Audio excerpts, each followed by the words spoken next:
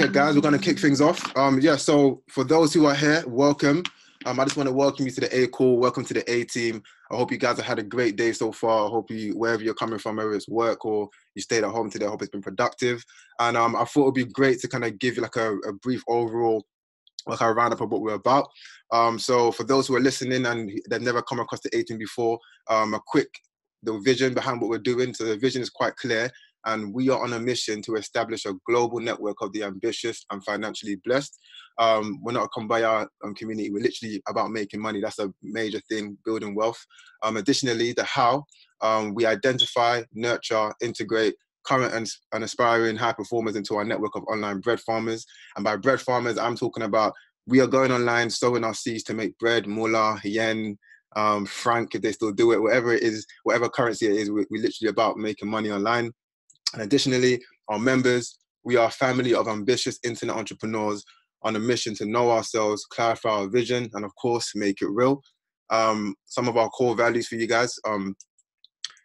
Ambition is our core value, gratitude, self-awareness, perseverance, continuous learning, eclecticism. Don't ask me what that means, you can Google it.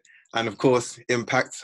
So every single one of you that's on this call at the moment, some way or some form, whether it's me that invited you, whether it's someone else that invited you, you're probably showing these traits, whether you know it or not. So congratulations because you're on the call. So a quick thing, the A team. So the A in A team stands for active, and that's active commitment today, inspires victory every day. And of course, we affirm, we commit, we test, we iterate, we validate, and we execute on our plans to make it real.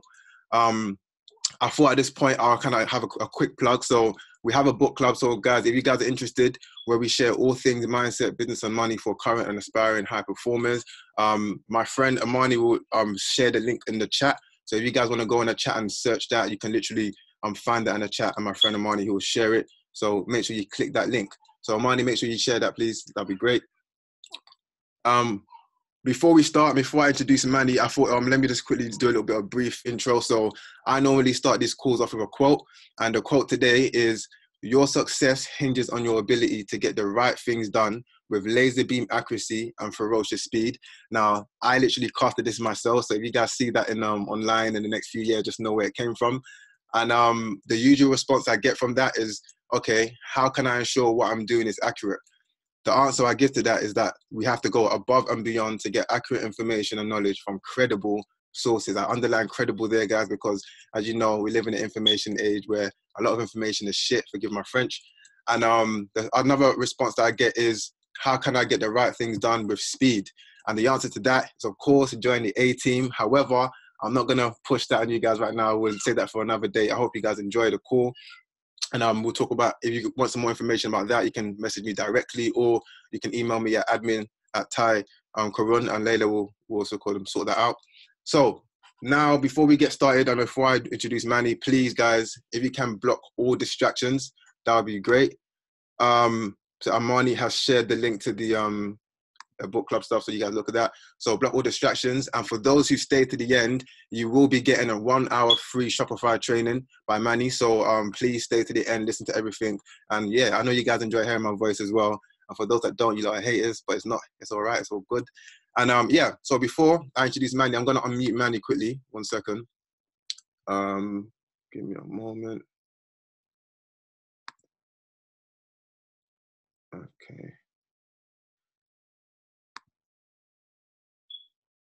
Manie, let me know if you can unmute yourself. That'll be great. I can. Yeah. Can you hear me? Yeah, can everyone hear Manie clearly? Right in the group chat, so I can know. I haven't got my Yeti mic in, but I could put it in if you want me to. No, that's fine. It should be all right still. So I'm gonna I'm gonna share some quick background about Manie before I go into stuff. So Manie, he's an e-commerce expert. He's a 6-figure Shopify owner. I said 6-figure, I didn't say 4 or 5. I said 6-figure Shopify owner. He's an internet marketing consultant, and he's a business coach. Now, I'm going to go into literally, I'm going to allow him to share his story in a second. But so how this is going to work, guys, I'm literally going to ask Manie a few questions. He's going to share his story with you guys in a second. I'm going to ask him a few questions, and then we're going to go to a live Q&A where you guys can unmute yourself. You can ask a few questions you need to about his business, what he's doing on Shopify. And I know there's a lot of Shopify owners on the call, so by all means, they will have a chance to get all your questions answered. So without further ado, Manie, please introduce yourself and let us know about you, your story. How did you get started in Shopify? And yeah, we look forward to hearing it. Hey guys, it's Manie Amari speaking, coming from the Sunshine State of Florida. Thank you, Ty, for giving me that introduction.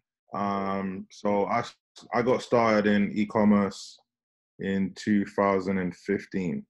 Okay, I was still living in London. Right now, I'm in Florida, and I currently reside here because I can. This business gives me freedom to pretty much, be mobile, a bit like a digital nomad if I wanted to. So I'm truly blessed by that, and that's one of the opportunities it's given me. So 2015 is when I got started.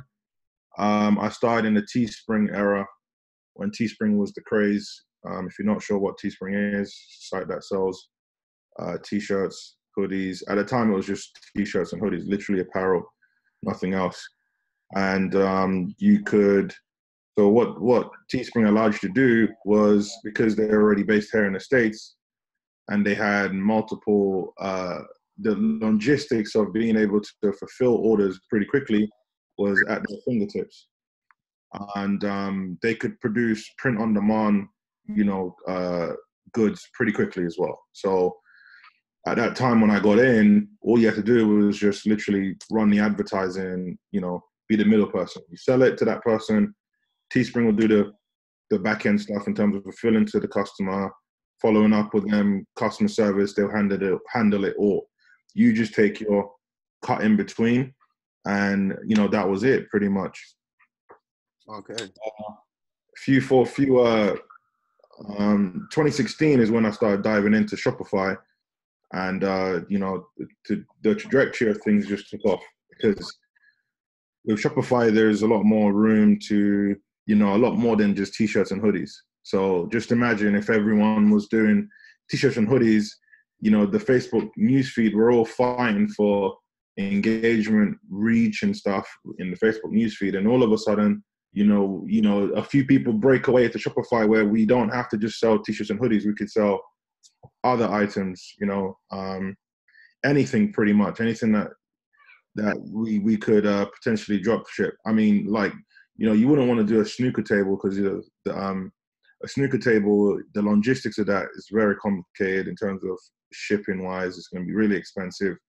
It's not something you want to play. It's mainly small items that are not too heavy. When I say not too heavy, I mean, less than 2 pounds, you're good with, basically, and fulfilling, and drop shipping from, either drop shipping from China, or you could bulk order units to a fulfillment house, whether it be here or in Europe, and then fulfill from there. So. Okay. Yeah, so thank you for clarifying for us and just letting us know your backstory. So what I'm going to do before I even get into the interview properly, so guys, I know you guys were probably going to have questions throughout the call. So there's going to be a live audience Q&A. So if you guys have any questions throughout this call and when I'm talking to Manie, by all means save it. And then at the end, I'll either let you guys unmute yourself and ask for yourself, or you can write it in a chat and I'll ask your questions to him directly, if that's cool. So thank you for that background story, Manie. So the first question I have, and a lot of people that are probably here have, is that what is it exactly that you do, and how did you get started? So what I exactly do initially, my main thing is to obviously sell from stores. So the consulting side of stuff that's just on the side. My main thing is, I find products, I find angles in the marketplace, I find products that I can sell. It's not just, as simple as, it's not like, Amazon FBA. Anytime anyone mentions dropshipping, everyone's always thinking of Amazon FBA.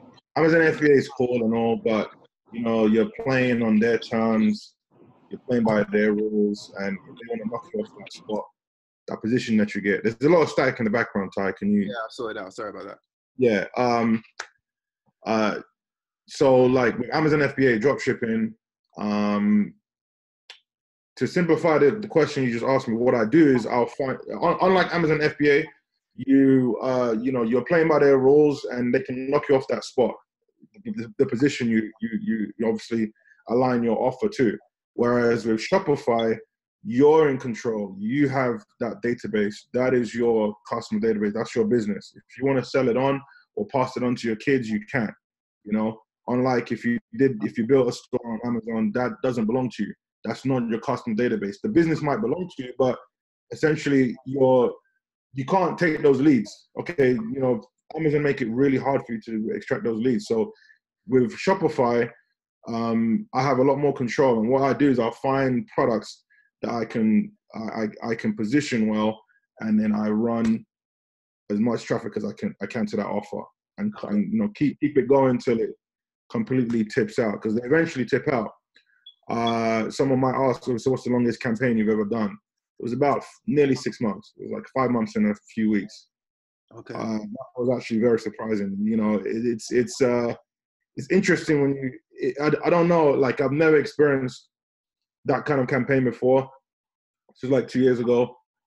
Since then, the other campaigns have been a little bit shorter, 3 months, 2.5 months, usually, because I hit them really hard. The whole angle, the whole strategy is to find a product that, solves a problem, or a product that has some kind of passion or wow factor behind it. And then you position it on your Shopify store, you run as much traffic as you can to it, close it out, fulfill the orders, and that's really it. Job done. So that's one thing I do with my own stores. The second thing I do is I also consult small business owners, people that want either, are an intermediate level, an advanced level, or just starting out.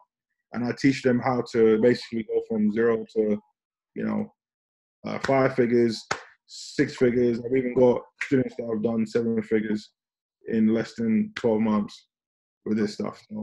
Okay, so I want to quickly backtrack a little bit, because I know there's some people on the call that may not be familiar with some of the jargon, for example, leads or traffic now. So you mentioned just now with Amazon FBA that they basically, you don't own the customers. So from my understanding of that, what you're saying is that because we're selling on Amazon, because I sell on Amazon FBA, what happens is that we can't get the customers. Because I had forgotten to replace the cap on. Sorry about that. So anyone that comes to the call, please can you mute yourself? Sorry about that. I don't know how to do it manually or automatically. But yeah, so that's I'm carrying from where I was going. So what you're saying is that with Amazon FBA, the thing that you like about Shopify is it gives you control, that you can get the data, so customers' email address, you can then remarket to them. Is that what you're saying, or is that? Yeah, that's pretty much what I'm saying. Is in the long-term game of it is, unlike Amazon, and now I'm not trying to down Amazon. Amazon's great. It's actually even a good place for research. But what I'm trying to say is that the freedom of Shopify is a little bit different. You can control the traffic and control where people go, and the database you're going to build. So all the effort that you do, all the selling that you do, at the end of the day, that customer database belongs to you. So you own it. You can sell that on. You can pass it on to your kids. If you build a brand, you can pass it on to your kids. There's nothing like having your own database and being able to follow up with those people without restrictions as well, because you own it. Okay. So that's just one of the benefits and one of the freedoms that I really like about Shopify. Oh, lovely. So the question I have for you, I think I shared a lot with people on this call your story, so you had a brief background of your story. So how did you actually get started? How did you stumble across it? How did you get started with Shopify? Well, like I said, in 2015, I started with Teespring, and then how the whole Shopify came to be is we had we had a Facebook group, which are very powerful guys. Always utilize those Facebook as much as possible. We had a Facebook group that was just for Teespring, and there was this guy that came in and he was, posting screenshots about Shopify, and I was just a little bit dismissed, because I was like, okay, so you're in here posting screenshots about Shopify, but all we talk about in here is Teespring. So what's the gig? So then I became friends with him on Facebook, and then we started talking, and then once I realized like the opportunity that was there, I had to make a move. And that's when I started seeking out his consulting, and then basically I got trained by him. And one thing, I got my first winning campaign. I did like $25,000 in a really short space of time, like 2 weeks or something like that. Okay. And that was my first experience in putting the puzzle and the pieces together, basically. So that's really how I moved from Teespring into Shopify. Okay, cool. Thank you for sharing that. So the question I have for you now, and I'm sure a lot of people are thinking, so what are the fundamentals of this business for those who are not familiar? So if you could go from, I know you mentioned just now a few things about ordering, like fulfilling orders, etc. But if you could start from like by simply saying, okay, what is the start, the beginning, and the end of this business model? Like, how does it look like? Okay, so we're pretty much converting cold traffic. Okay, and traffic, I mean, is in like visitors. So the business model is find a product which you don't have to ever touch or see the product. You find that product, and then you connect it to the buyer or someone, or the end user or user, so to speak. Okay. You connect the two people together, really. So whether it be drop shipping, you can have these products come from China straight to this customer's front door. Or you could then, if you're based in, let's say like I'm based here in the United States, I can have a bulk of units of those units shipped to the United States. And then from the United States, from a location in the United States, having it shipped to all of the customers' front door. Okay. The benefits of doing it this way rather than this way, which is with China, is the tracking is going to be solid. So if you have any disputes in PayPal or Stripe or whatever payment gateway services you use for processing and taking payments, you'll be covered because the tracking will show that it's been delivered. Whereas tracking from China is completely all over the place. I'm pretty sure you guys know. Yeah. For some of you that do have Shopify stores, you understand the whole drop shipping and people waiting 3 weeks and emails coming in. Where's my order? Where's my product? I ordered 3 weeks ago. Yeah. So to answer your question, the fundamentals of this business essentially is just find a product and run some paid advertising to it, which is traffic. Product, paid advertising, fulfillment. Make sure the product is delivered to the customer and they get it. Once the customer has received the product and it's been acknowledged, that is the end of the transaction, really much. That one transaction anyway. You can obviously follow up emails to induce extra sales, but for that meantime, during that exchange, that is really the model right there. Okay, thank you for sharing. So just going off that, you mentioned like running traffic to the product, yeah. So the question that I have is that how much startup capital is required, and how do you suggest funding the business's growth? Because I can imagine if you want to make it profitable, you're gonna have to market to quite a lot of people. Yeah. So how much capital did you start with, and how much is needed to Well, the great thing about drop shipping is that there's a very fun entry point, which you can literally come in with nothing. Because with drop shipping, we can dictate the shipping time. So you could tell people, oh, it's going to be 7 to 15 business days. And you say business days so that the weekends are not included. That gives you room to make sure that their item is delivered to them. So that's great. So within that 7 to 15 business days, I have access to the funds that, have just received from the orders. And now I can then, do things that need to be done, like order the products, basically. So if the products already exist, I can order them and have them come in. And whilst they're coming in, or I could drop ship, order them and have like 2 units shipped to this house, 1 unit shipped to that house, and so forth. The benefit is that so all you got to do, the initial capital you need really is just the traffic, basically, paid advertising. And, you know, you don't need a lot because you can test, if you know how to read the metrics, you can test with $100, $100, $200. And within within that amount spent, you can figure out exactly if it's doing well or not. I mean, you don't even have to spend that much exactly. I mean, the minimum I've spent for a test is probably $50. Okay.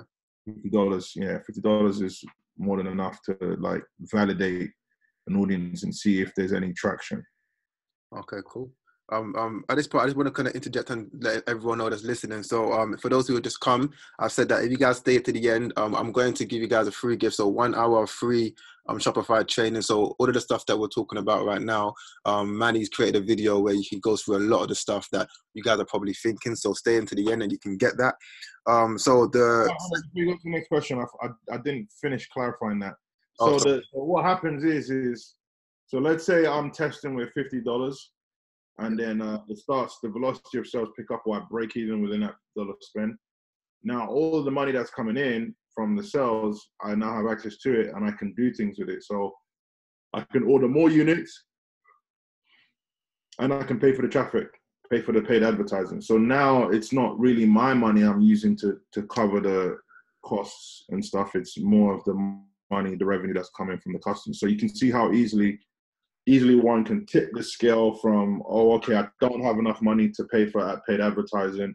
I don't have enough money to order these products, but let me go ahead and test, because you can cancel orders. Like you could, you know, if you tested and only 1 unit sold, you could always cancel it and refund those customers. Okay, obviously it's not what people like to do, but you know, you don't want to waste your time chasing something that's not holding up, basically. So with that being said, you could literally come in with not much, just enough to test the paid advertising, and suddenly tip the scales where now you've got a lot of revenue coming in from, you know, the winning item that you're selling, and now you afford to pay for the cost of goods, pay for the advertising, and just keep that wheel spinning, basically. So, you know, it's the best business in the world where anyone can step into. You don't need a lot of capital.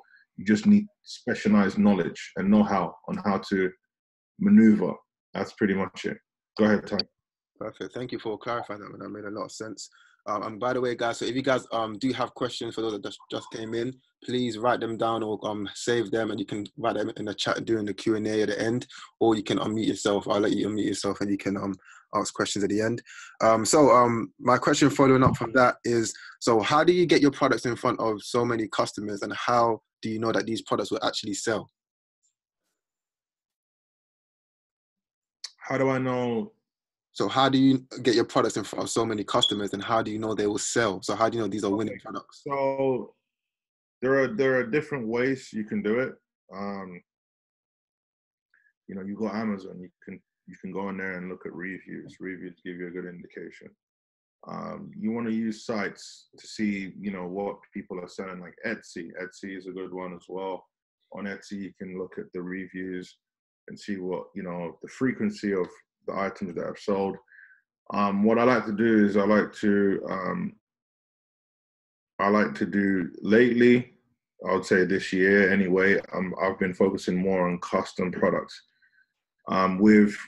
With products that are already out there that you see in the newsfeed and stuff, it's not the only real way to validate if that they're already selling before you can then go in and test and have a go yourself, is to look at the engagement on the ads. You know, how many shares does it have? How long has it been running? Has it been up?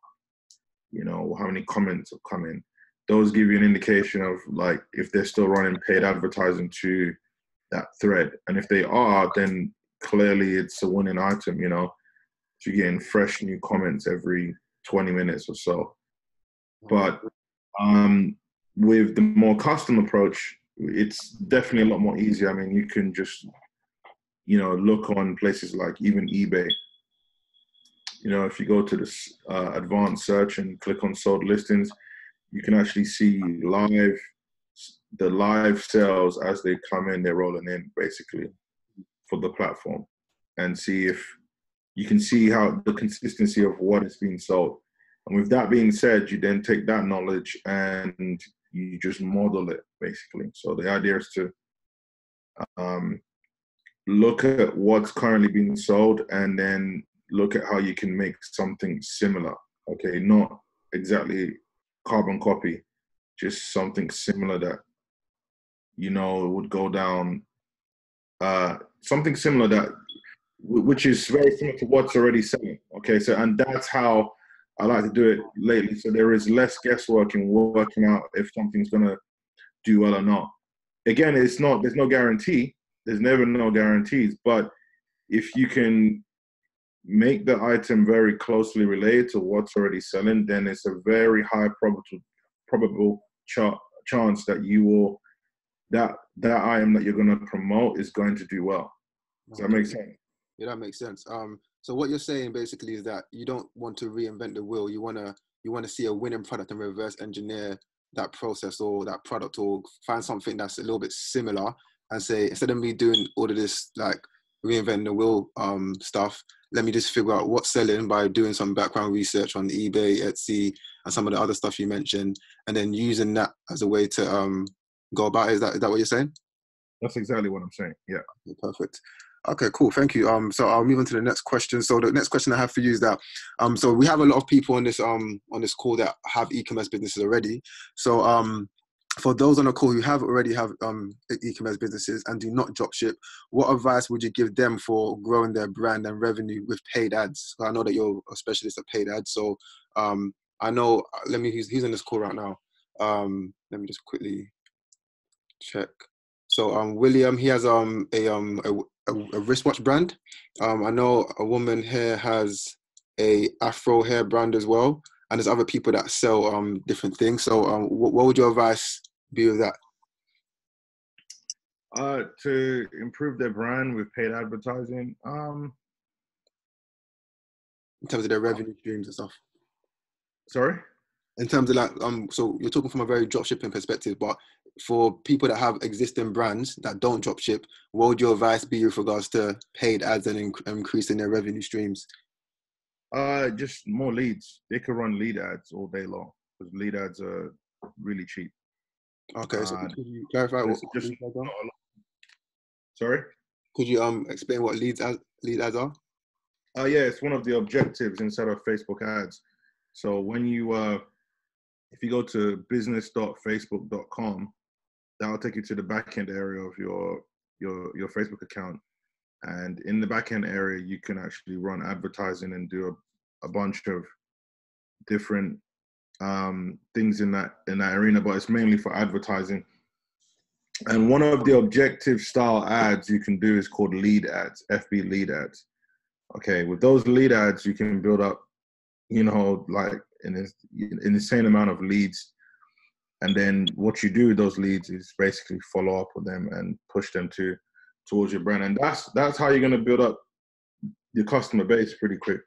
In terms of other style of, you know, building the brand, so to speak, you would need to look at other angles of social media, such as Instagram. And it's not just about looking at Instagram. You need to be doing the right things as well to build, you know, the business up. Yeah. Well, thank you for answering that. So another question I have for you. So how do you deal with the customer service, the chargebacks, the complaints about all the delivery time? I know you mentioned the delivery times with regards to making it extended. So for dropshipping is 5 to 15 business days. But for when you do get those customers that may be complaining about, this isn't happening. So how do you normally deal with it? So do you do that yourself, or do you outsource it? Like, how do you handle that side of the business? I kind of missed the point of that question. Could you run that to me again? Just trying to. I said, so how do you deal with the customer service, the chargebacks, the complaints about all the delivery times? So I know you mentioned. All right. Yeah. So with the delivery times, so we put it on the product page. That's the best form of business. You don't want to like try and blindside these customers because they're not stupid, and you want to treat them well because, you know, like as you can see, on the screenshot you put there, my returning customer rate for that particular campaign was 8%, basically. Yeah. That's pretty good. You know, I mean, people understood that they will get what they were getting, and they were willing to wait. And the crazy thing about this campaign is that people were waiting a month for the product. Okay. Yes, they're waiting a month for the product, because although I said 7 to 10 business days, some things were getting shipped out quicker than norm, but because of the large variety of orders, it came up to about 24,000 orders. It's a lot of orders to manage, basically. So, you know, the tracking numbers weren't going out to basically by the 15th day, because it's 7 to 15 business day. So by the 15th day, we've got to get them their tracking, which shows that the item has been shipped. Now, once it's going to take a few more days, which will run things over, you know, 15 business days, and get it as close to nearly 30 business days. So some people were waiting nearly a month. But the good thing is, my customer service team was already trained, and I've worked with them in the past, so they knew how to deal with things. That's number one. So you need a customer service team when you go that big. Okay, if you're doing a couple hundred orders here and there, it's not that bad. I mean, you could do that yourself, or you could hire one more person to handle that. But when you're doing plus 3,000 orders, you need to have a good customer service team in place that knows how to handle and deal with things for you, so you know it's not crazy. The other thing is that we put it on the product page that it's 7 to 15 business days. We put it on the thank you page. We put it on the confirmation page. So people had multiple chances to see the rates, basically, and how long it would take and things like that. So we were very upfront with it. So people that didn't want it, that's fine. They could cancel or go elsewhere. But people that did, they were, you know, clearly very happy. They came in and bought. But, you know, any disputes or anything like that, customer service team basically handled it. And a lot of the times it was just a question of like letting them know that, look, we wrote it on the thank you page. It's on the confirmation email. It's here on the front page. You can clearly see the signs, and you've been here multiple times. So you know you're not supposed to.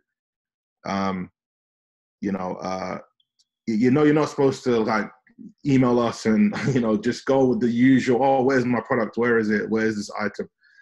It's been X amount of days. You know, the only thing now, that's why a lot of times, I mean, with this product here, I bulk ordered in. I didn't drop ship. I bulk ordered in to the fulfillment house and had the fulfillment house fulfill the orders, and that made things a lot more smoother. Those people that were getting the items much quicker than 2 weeks. Okay, thank you. I think that cleared it up. The next question I have for you is that is there actually a glass ceiling with this business model? Like, can you actually build a long-lasting brand from it, or like, because I know a lot of people have some skepticism about dropshipping. So could you clarify that, or what's your opinion? I mean, my opinion on it is yes, you can build a long-lasting brand, but it's not going to come from dropshipping. You've got to use a local warehouse. Yeah. So if you're in Europe, then obviously you want something in Europe. If you're here in the States, you want something here in the States. If you look at Kylie Jenner Cosmetics, okay, it's worth $100 million, right? Business was grown using social media, basically Instagram. Okay, what she's selling is just makeup stuff. Now, that makeup stuff, you know, obviously we can get that in China for dirt cheap. But the difference between us and her, she has the brand. Okay, and you know, you might look at it and think, oh, okay, it's because of her name or whatever. But no, there is other things at play that got her to where she is today. So, you know, you have to, I mean, but then when you look at her business, the cosmetic stuff, a lot of it is in California because that's where she's based, right? So realistically, moving into a brand scenario is just having good marketing down, number one. Number two, ensuring that, you know, you're local, like you're here. Not local, but like you're within the country. So that, because drop shipping, building a brand by drop shipping is not good. It's just, excuse me, you're going to get like a lot of lot of headaches and bad ratings because of the shipping times and stuff like that. But if you can bring it in-house, what I mean in-house is in like locally, then you can defeat the shipping time. You can respond quicker. It just gives you all the advantages that a local business would normally have. Okay. And that's really what you, so, and that's, you know, that's how you would move from drop shipping to building a brand and something that could last long. Okay. So you're basically saying that dropshipping is a very good stepping stone for you to build a brand, and just at least you get some revenue from it, some sales data as well. Is that what you're saying? And from there. Correct. Okay, great. So I've got 2 more questions, and then I'll hand it over to the audience, because I'm sure a lot of people have some questions. Well, I hope they do. The question I have is, who is this business model perfect for? Because I know a lot of the A team, some of the members that are here, we go by this philosophy of like, you have to know yourself, you have to clarify your vision and then make it real. Know yourself being the most important one, meaning that it's not every business model is going to be for everyone, right? So from your experience, who is this business model perfect for? What are the characteristics? What are the traits that you see in people that can actually excel in this business model? And what are your thoughts on that? I think it's for anyone who has a desire to like want to, you know, make some more extra money, want some extra more free time, maybe doesn't want to, maybe they would like to, you know, be at home more, something they could do from home, because you can run this business from home. A lot of the traits that a lot of people that come to me, there's always a why behind it. There's definitely has to be some passion behind it. I mean, it doesn't even have to be passion in what you're actually selling, because that is all technical. But there definitely needs to be a why. Why are you doing this? Because for me, when I got started, I was working as a security guard. I forgot to mention that. So before I started this whole e-commerce thing, I was a security guard back in London. And, you know, a lot of my time was spent working, because it was on, you know, long hours, on working ungodly hours, unsociable time as well, you know, 12-hour, 14-hour shifts. You know, I didn't have that free time. I didn't have no free time. I couldn't socialize. I couldn't really go anywhere. It was just work. So for me, I needed the outlet, and I like to travel as well. So, you know, as soon as I broke away, I got rid of the restrictions, started traveling. I've been to so many places. I've been to Spain, Italy, you know, Miami, Vegas, Croatia, Alabama, Nevada, so many places. And, you know, it's all because this business was able to take off for me. So, you know, and I've got the free time, and I can make time. You know, I've got more control of I've got more control of my time. As in, you know, I don't have to go on holidays when someone dictates that to me. I don't have a cap on my income either.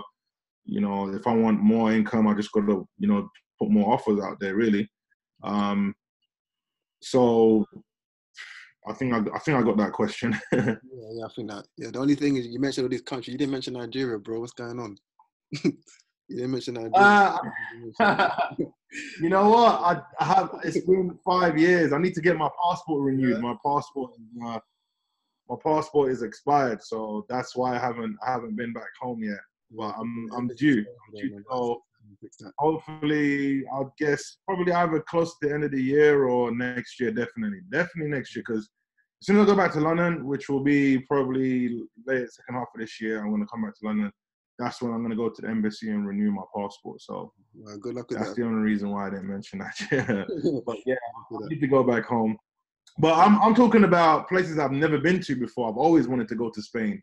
You know, as soon as I got the opportunity, I went to Spain. I went to Italy. I saw the Colosseum in Italy, you know, where the famous the movie with Bruce Lee and Chuck Norris, where they fought. I walked in those halls where they were fighting, you know, doing the fight scenes.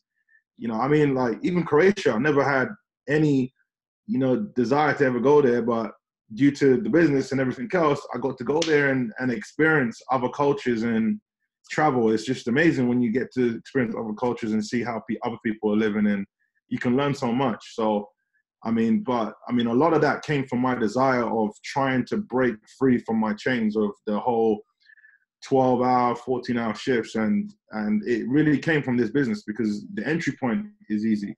So for anyone that wants to do this, you need to have a why. There needs to be a reason. What is the reason? You know, I had one of my students, his mom was ill, and he's living here in he lives in Australia and she lives somewhere else. And he couldn't afford to move back with like where she's at so that he can look after her. So that's what his why was. And, you know, thank God I was able to help him and show him how to, because since then he's made the money and he's moved back to live with his mom so he can look after her, because he doesn't know how long she's got left before she has to go. And we never really talked about it, but I could tell that it was, you know, something like that. It's obviously, you know, very emotional and something that he really, really wanted to achieve. So it's not just about the money, guys. It's not about the money. It's the thing behind that. It's like, what is it? Is it more free time, more time to hang with your kids, just more time to travel or want to do more traveling? It's the why behind that. The money is a product, you know, that will come with the process, but it's the thing behind that you need to have to give you that drive. Because I'm not gonna lie, you know, when I first got started, I literally had to just motivate myself. Well, I didn't have to motivate myself. I was already motivated. But just imagine, for example, now you decide you wanted to do this, and let's say you wasn't doing it. How would you keep yourself motivated every day without any distractions? You see what I'm saying? Because you're doing this by yourself. Like, you're on the computer, you have to do things. You have to spend a lot of time by yourself with the computer, basically.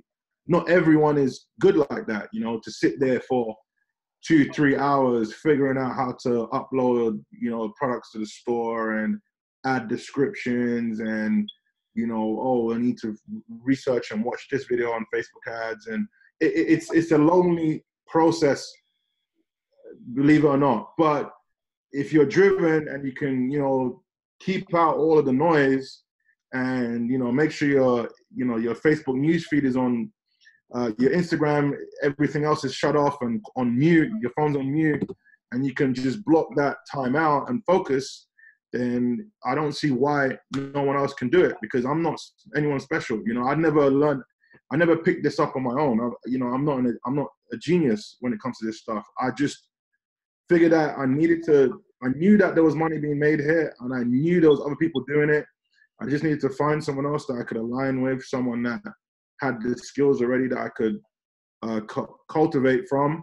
And that's what I did. I went ahead and did that. And, you know, it's allowed me to have access to a bunch of things that I would have never had if I didn't just focus in those couple of months and get right with it. So. Okay. Oh, thank you for sharing that, bro.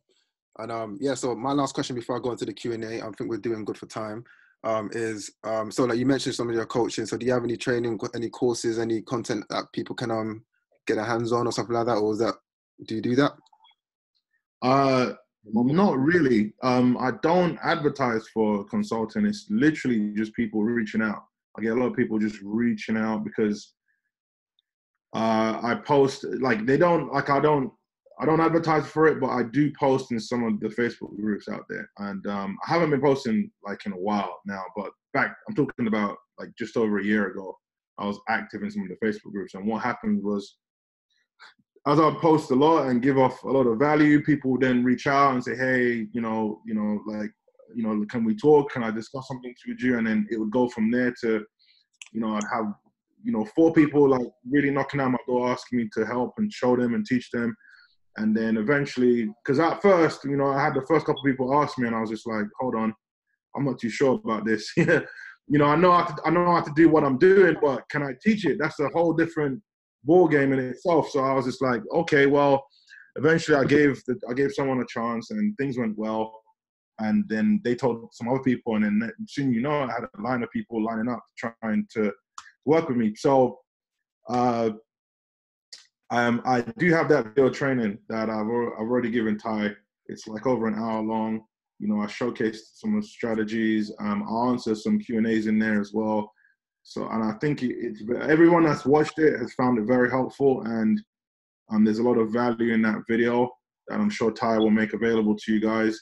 But I do have a YouTube channel. I don't really post a lot. I don't really post anything on there. There's just some videos on people that I've worked with, some testimonials. That's about it.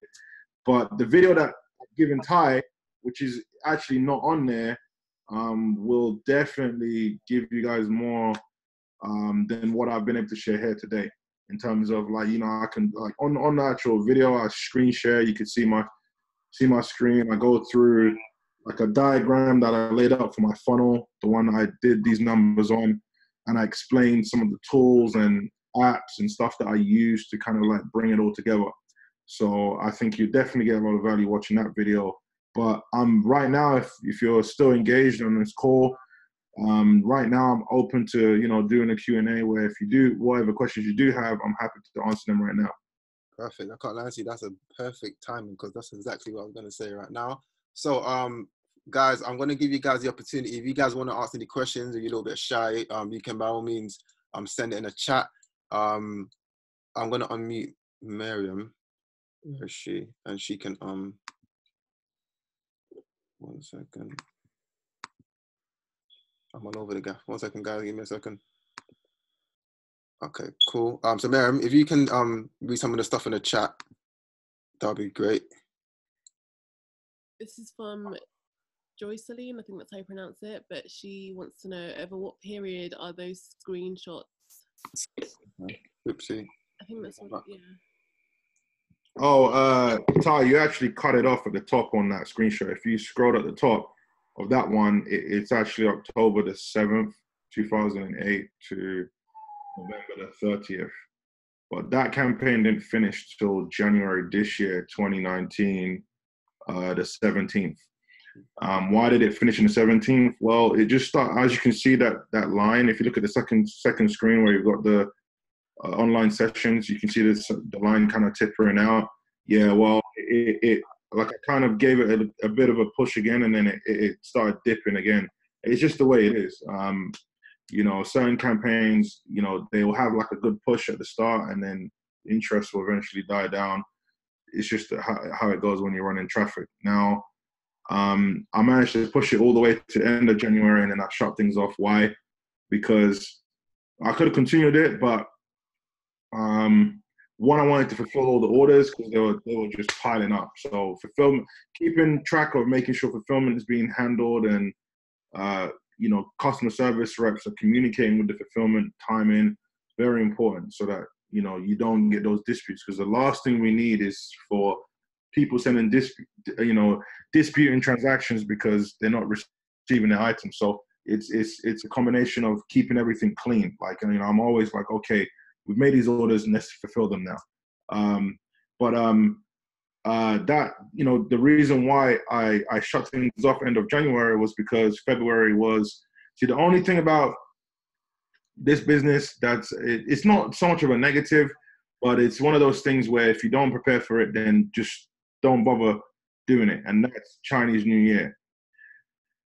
China take a whole month off on holiday during February. And during that period, guess what? All the factories are shut. Everything is shut.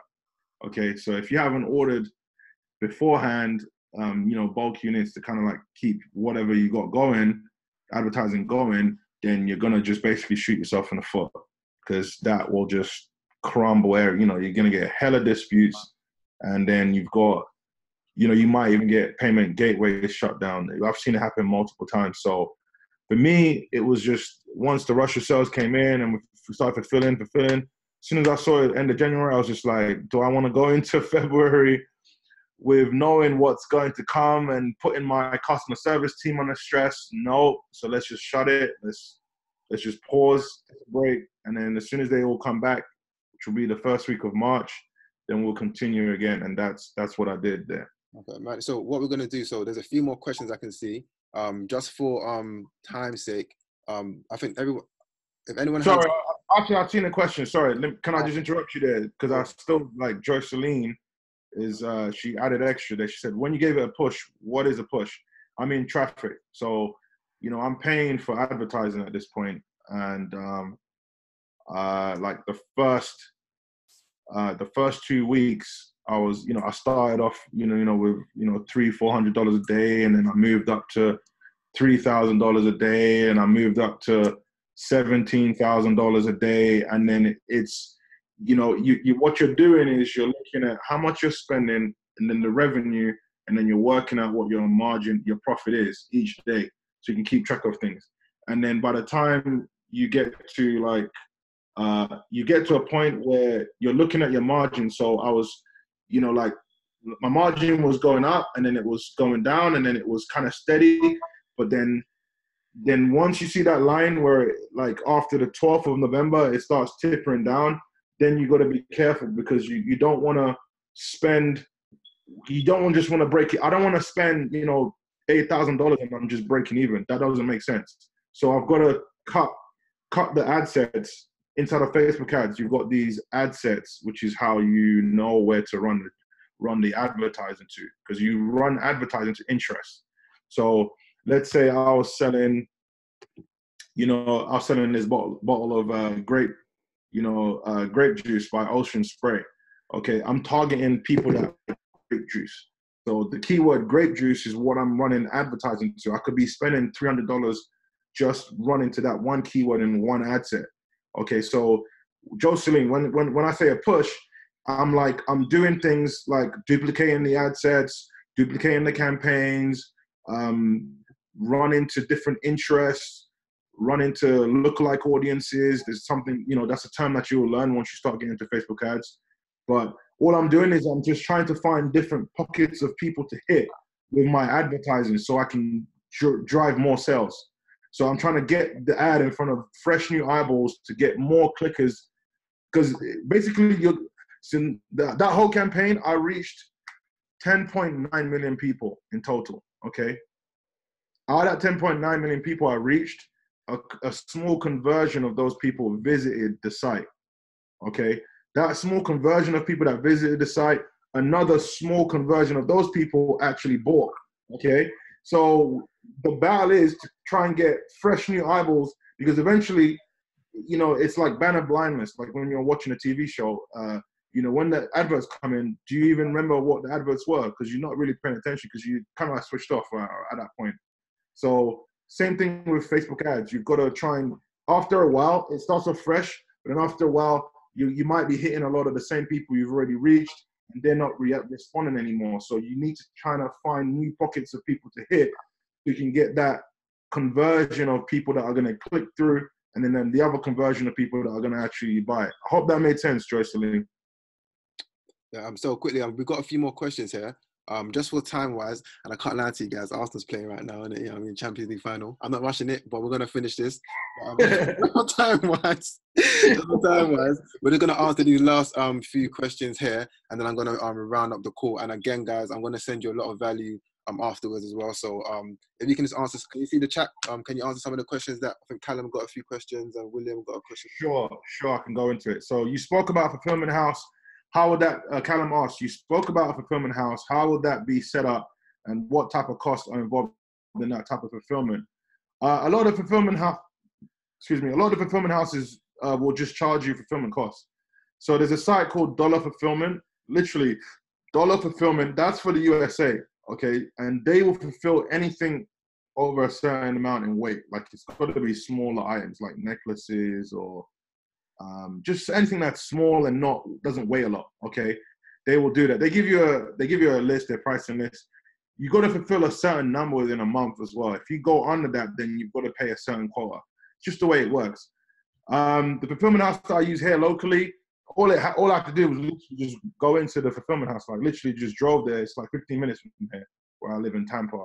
And I just drove in and I said, hey, I need to speak to someone. I'd like to use you guys to fulfill. For fulfillment. I found them online just by Google search, and that was it.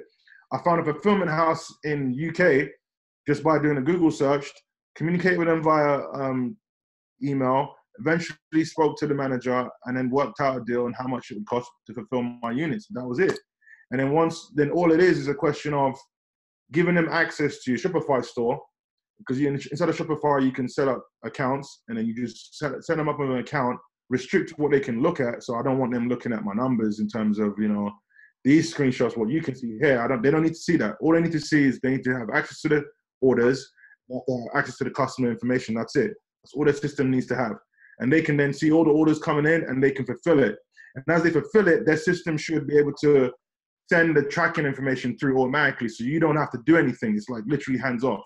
So that's what's really involved in the fulfillment side of things, Callum. You just need to speak to someone who can fulfill the orders for you, and then work out the price, work out how much it's going to cost, and then tie that into your cost when you set up your products, because you're the one that's charging the prices you're charging for whatever it is that you're selling.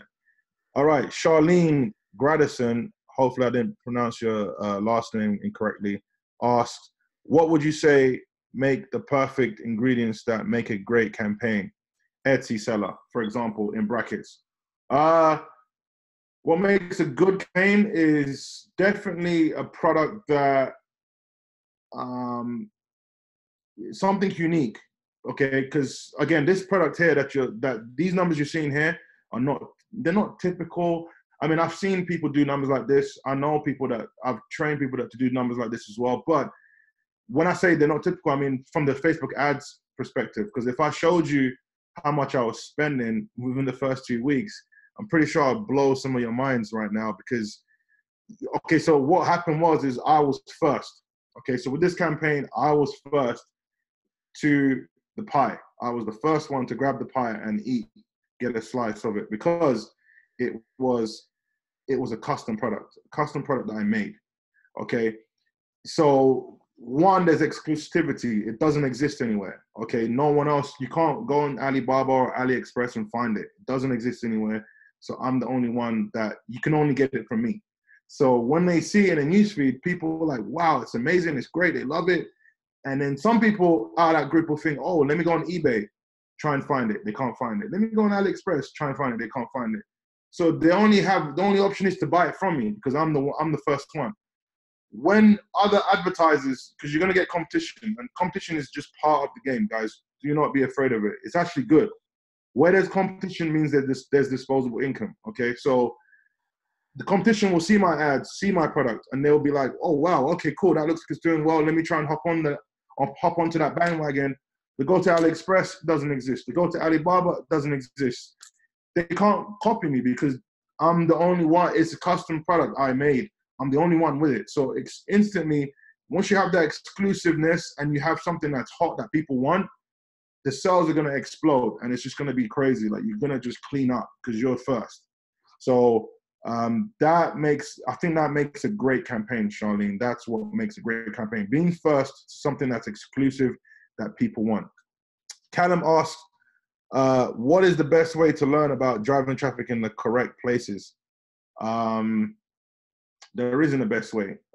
There isn't one way of running ads. The main thing is what you need to know about running advertising, Facebook ads especially, is money in, money out. So you put $100 in, you want, $300 out. I always say 3x what you do. So if I'm buying this product from AliExpress for $5, I really want to sell it at $20 minimum, at the very minimum, nothing less than 20. Why? Because you're going to take away the cost of goods, all right, which is the $5, and you're going to be left with 15.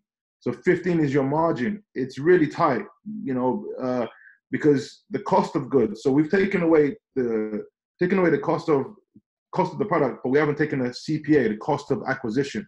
How much is it costing us to get in front of that buyer and have them buy it? Is it costing us $5 or $10? If it's costing you $10, then you're left with $5. So your margin is literally only $5. All right. So it's important to know your margin, and driving traffic in the best places. You want to just focus on your margin first, and then where you want to learn about driving traffic in the best places is just courses and training. There isn't one person that is like the best there's a couple of people that will claim to be the best in the world, but with Facebook, it's constantly changing. There's stuff that I was doing, 6 months ago that I'm not doing anymore now. Okay, you ask me why? Well, because I've been testing it, it hasn't been working. All right, there's things that will change. but I know the fundamentals. It's like you just need to know the fundamentals, and then you can work with that. The great thing with ads is you can test something, and then if it doesn't work, you just kill it. You move on to the next strategy, you know? You don't have to dwell on it too much, and you don't have to be perfect. Forget about that perfectionist mindset of, oh, it's got to be, I need to know every single increment and corner and of this whole, how this thing works. No, you just need to know how to run the advertising, how to get people to click, show them a link where they can click through and visit your website. And then as you go in the process, the rest of the other stuff will come to you as you pick it up. Okay. Another thing is just immerse yourself around the right people as well. Join the Facebook groups. There's so many, like, guys, literally, like, okay, so Shopify. So the guy that I found that I started working with that taught me this stuff, so especially with Shopify, I found him in a Facebook group, guys. A lot of the information, a lot of things they're just waiting on the Facebook group for you to go in there and grab. Okay, anytime you go into a Facebook group, the number one thing you want to do is actually just click the search bar in the corner, and if there's any topic that you want to go over, for example, Callum, Facebook ads, or driving traffic, just type it in the corner and see what other posts come up, because there's plenty of people that have probably talked about it before you. Then once you've gone over those posts and you've clarified things, now you can now ask those questions that seem to fall in between the cracks that haven't been addressed already. And now when you ask a question in those groups, someone else will now follow up with you and give you a helping hand. So that's the best way I'll go about things. William asks, you sound like you invested a lot of money in traffic yourself. All right, so for this campaign, the $900,000, it was $914,000 generated. The Facebook ads, I spent just over $300,000 on Facebook ads. My margin was a little bit over 50%. Now, it's gonna be insane to you guys because every time I mention this to Ty, and I think he was like, what? Like, seriously? All right, so the products, right? I got the product for 85 cents, okay? And I sell it for $22. So you could look at that at like 66p. So you put 66p in and you're getting 14 pounds something back, basically. So that, what ROI is that? That's over 1,000% ROI, right? And that's why I was able to make good margins on that. So the margin was over 50%. After paying the fulfillment house, I paid the fulfillment house just a little bit over 100,000. Facebook has 300,000. Cost of goods was around 40,000. Yeah, 50,000. And then I had fees and stuff, which was like, the fees, conversion fees, because, it's, I'm getting paid a certain currency and it's been converted to the other currency. So it was like around 60,000. I lost about 60, 70,000. It's another thing for you guys to look out for. Essentially, in future, like now, if I'm going to sell to Europe, so let's say I'm going to sell in British pounds, I'm going to sell with my UK store to UK people in British pounds. So I don't have to deal with the conversion rates. If I'm going to sell to the US, I'm going to sell in USD in my US store in USD, so I don't have to do any conversion rates. So that's something you can look out for to avoid. I hope that made sense, William.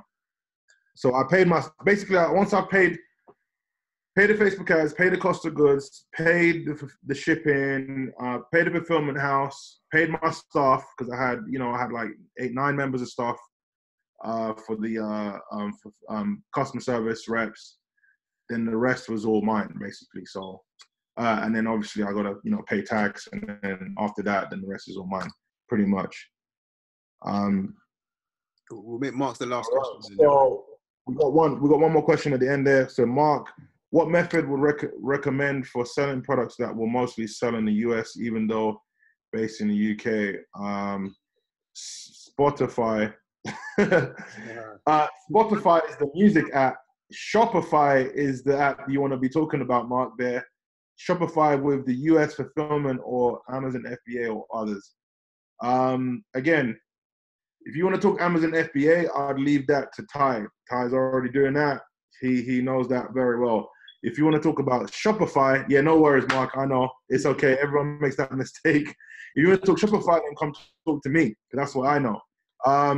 But products, it's a game of it's not something like I can explain to you guys right now on this call. It is something you need to, it is a skill set that you need to pay attention to, because it really makes the campaign. The product is really that. I mean, people always ask me, oh, how was you able to do those numbers? Like, what was the secret? What's the secret sauce, Manny?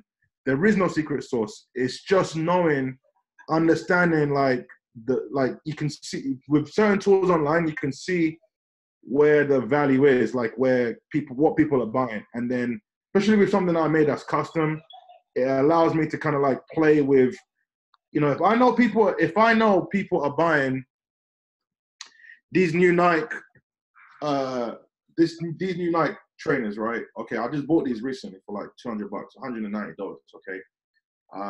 Now these utilities. Now the thing with the air bubble and everything, they look cool, right?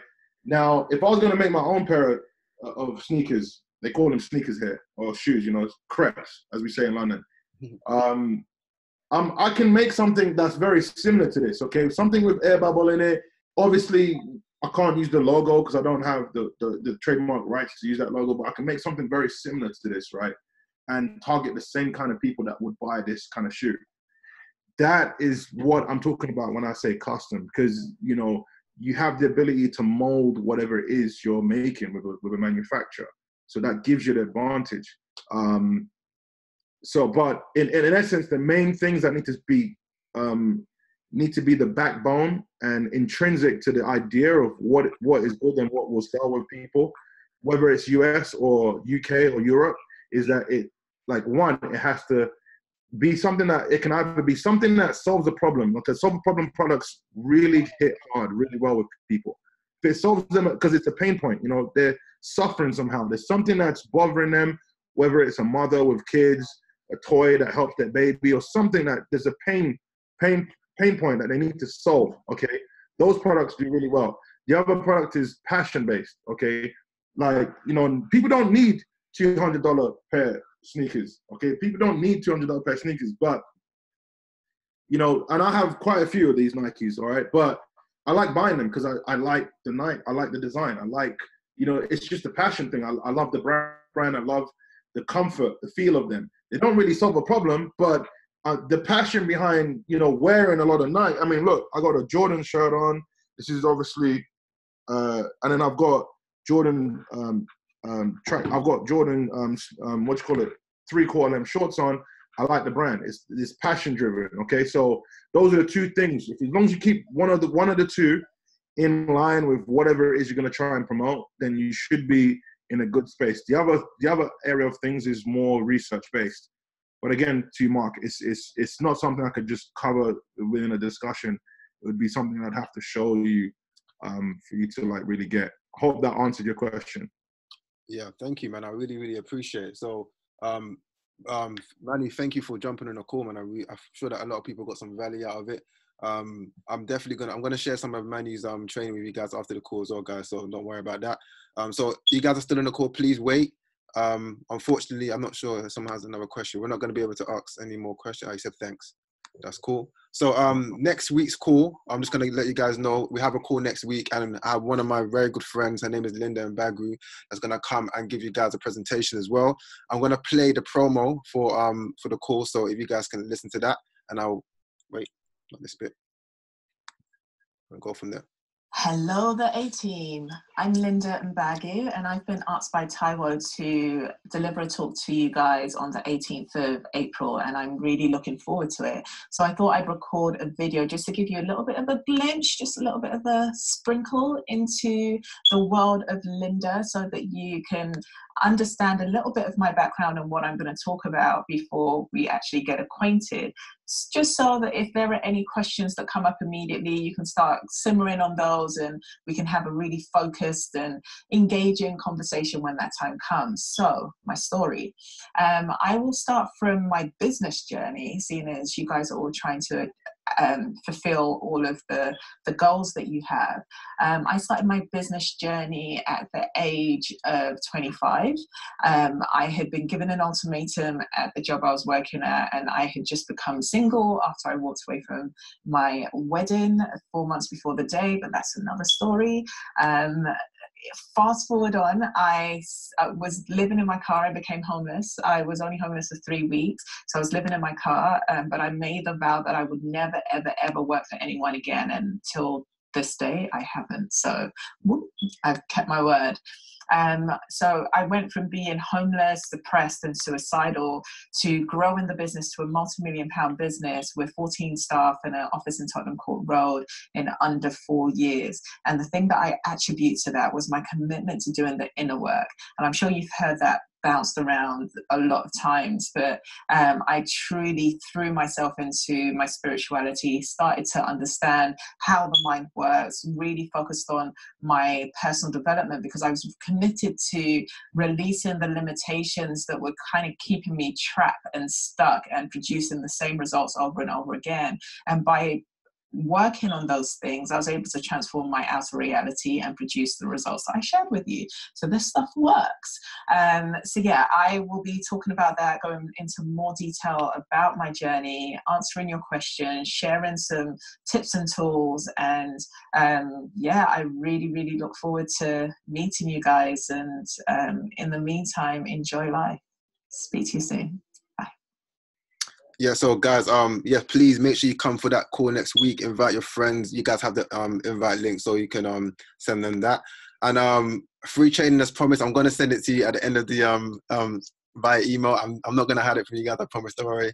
And the email, I normally send a replay of this call and plus some information. So by latest tomorrow morning, you guys will get that free training. So you guys are taking a lot of stuff in today, so make it digest, enjoy the football, relax, and then by tomorrow morning you can take in some more information. So lastly, guys, please, there's some feedback. So Amani, if you could please share, and you guys will be doing me a big favor. So thank you for coming on the call. Amani's going to share a link to the feedback form, just to kind of ensure that every single week we can improve. So before you guys go, please, Amani, this is the perfect time for you to put the link for the feedback form. But if he doesn't do it, lovely, it's right there. So you guys check the chat and you'll see the feedback form there. So please click it, give some feedback. It's literally 2 seconds, 4 questions, yes and no, with one stuff like that. So I'll really appreciate it. And what do I also have? Lastly, again, just to kind of reiterate, the A-team, it's about active commitment today inspires victory every day. And of course, we affirm, we commit, we test, we iterate, validate, and of course, we execute to make it real. So thank you guys for jumping on a call. I really appreciate it. And yeah, have a lovely evening. Arthur's playing now, so I'm going to end this call. Love. Cheers.